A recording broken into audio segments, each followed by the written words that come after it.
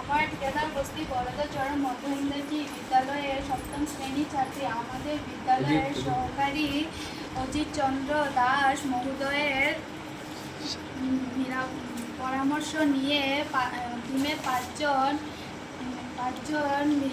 একসঙ্গে মিলিত হয়ে প্রাকৃতিক গাছ বাঁচাও প্রাণ বাঁচাও ছবিটি অঙ্কন করেছি।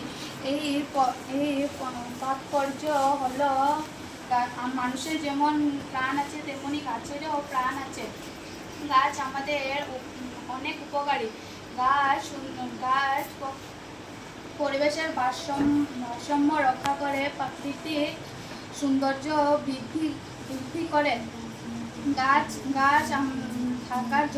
থাকার জন্য বন্য জীবজন্তু বা আহারের সুবিধা পায়।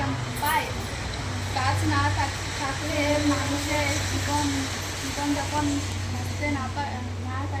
পারতে না পারে।